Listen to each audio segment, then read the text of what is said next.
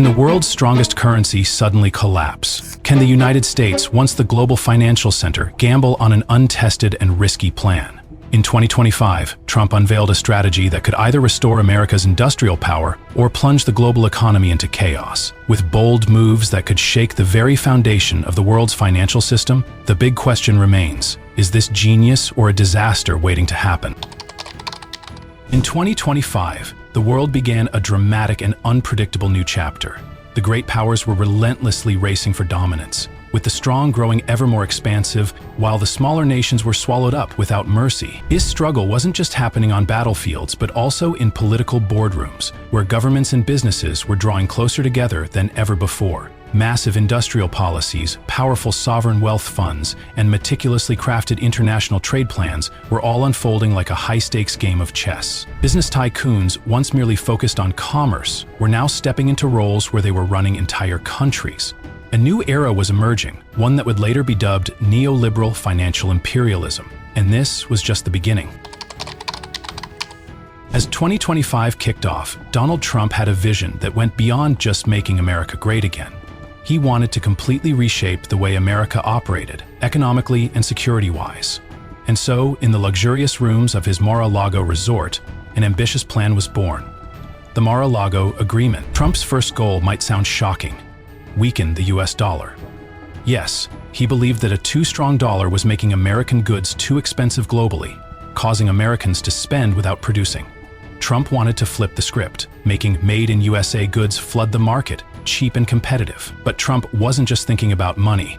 His vision was broader, combining the economy and security into one unified whole.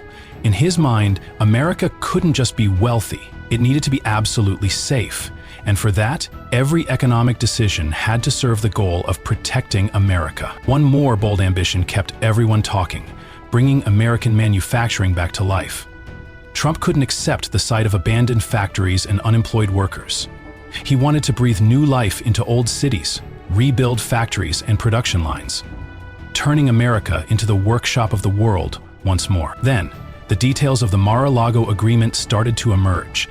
Trump decided to reclassify America's allies. Under this new principle, the US would only provide military protection to countries that paid their fair share. No payment? Sorry, take care of your own defense.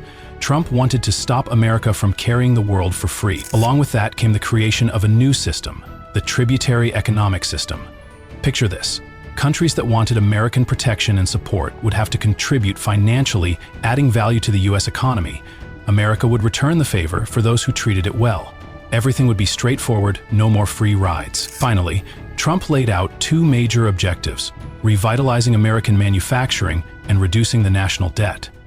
He envisioned factories running day and night, American workers standing tall, and America freeing itself from crippling debt. Trump knew the road wouldn't be easy, but with his go-all-in attitude, he placed everything on the line for a new America: self-sufficient, powerful, and above all, respected. Behind the fiery slogans and speeches about making America great again, there lies a meticulously calculated plan. Trump and his team didn't just act on instinct, they had a very clear economic rationale to justify every move. The story begins with the US dollar, the symbol of American power for decades. However, this very currency has become a double-edged sword. As the global reserve currency, everyone needs USD for transactions, investments, and reserves, which means demand for it is always sky high. The consequence?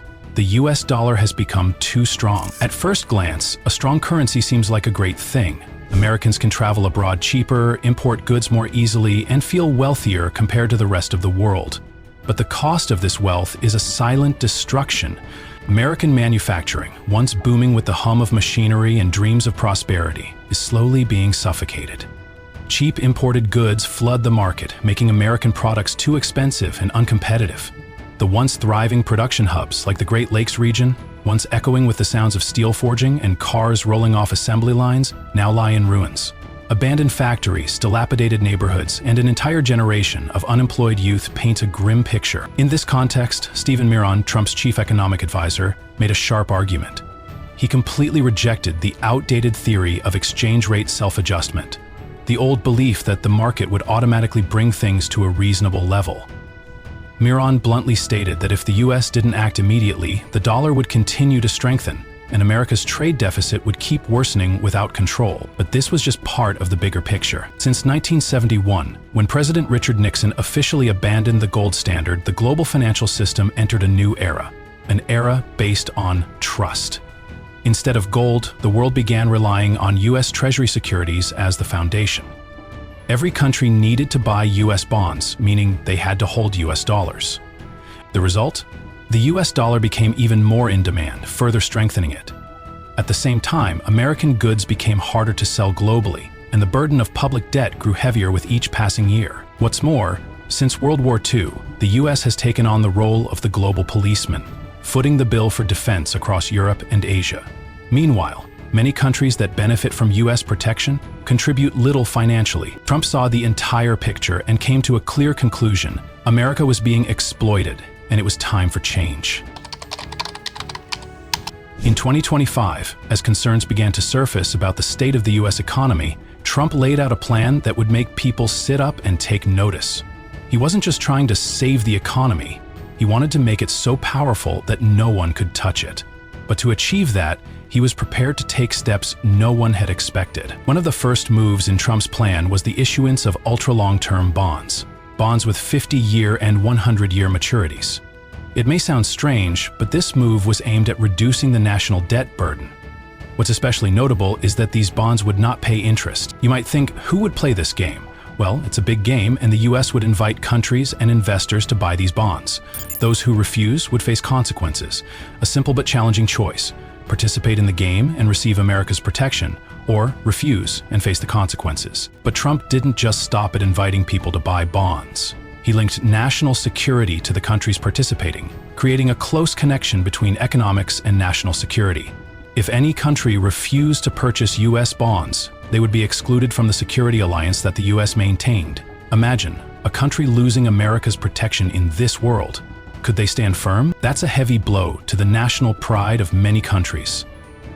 But that's not all. They would also face extremely high tariffs. If a country chose not to participate, a 10% tariff would be applied to all imports. And this was just the beginning. Trump didn't just want to change how America borrows money. He wanted to weaken the US dollar strategically. To do this, he would sign separate currency agreements with individual countries or blocs. This approach mirrors the 1985 Plaza Accord, where nations cooperated to weaken the dollar in order to ease the economic pressure on the US. Essentially, Trump wanted to make the dollar softer, making it easier for the US to export and reducing the trade imbalance. For those who think Trump was only playing the buy bonds or not game, they would need to rethink. He wasn't afraid to use tariffs as a powerful tool to coerce countries into joining this plan. Countries that refused would face sky-high tariffs. For example, Japan, a major US partner, would have to pay a 24% tariff if they didn't buy the bonds. The tiny island of Saint-Pierre and Miquelon, a French territory, would face a 50% tariff. And if you think smaller nations would escape, think again. Even Liechtenstein wouldn't be spared, with a 37% tariff. Don't forget countries like Lesotho, which exports jeans and diamonds. These would face a 50% tariff. All of this was designed to force countries to join the system Trump was building. With these bold moves, Trump wasn't just trying to save the US economy. He was aiming to reshape the global economic landscape. Will he succeed? The answer is still unclear, but one thing is certain. This plan won't be easy, and it will definitely leave a significant mark on economic history. When bold decisions are made, it's impossible to ignore the risks and consequences that will follow. Every step Trump takes in adjusting the US economy could send shockwaves, not just within America, but across the entire world. After the Liberation Day on April 2, 2025, when the US dollar depreciated sharply, the world was forced to reassess the situation. Immediately, the US stock market plunged by 20% in April 2025, leaving many investors worried about the future. Trust in the US dollar and the American economy began to falter, triggering growing financial volatility and increasing the risk of a global financial crisis.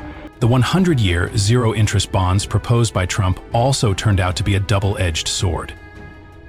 Japan and China, the two largest holders of US Treasury bonds, would surely feel uneasy about this change. Japan is the largest creditor, holding $1.1 trillion, 0 cents in U.S. bonds, and China is no less significant. Moreover, many investments from other countries are funneled through intermediaries like Luxembourg and the Cayman Islands, making financial control increasingly difficult.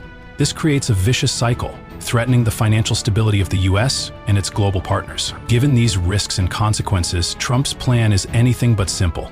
While his goal is to improve the U.S. economy and reduce public debt, sometimes big moves can cause uncontrollable shocks, affecting not only the U.S. but the entire world.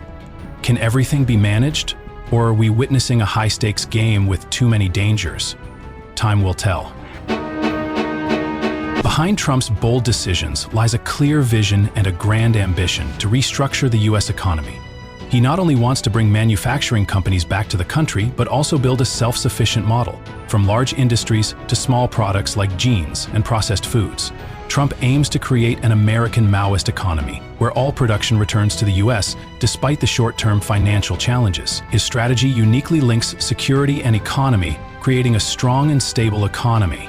However, this strategy has caused division within the government, with advisors like Stephen Miron, Peter Navarro, and Stephen Miller, each having their own methods for execution.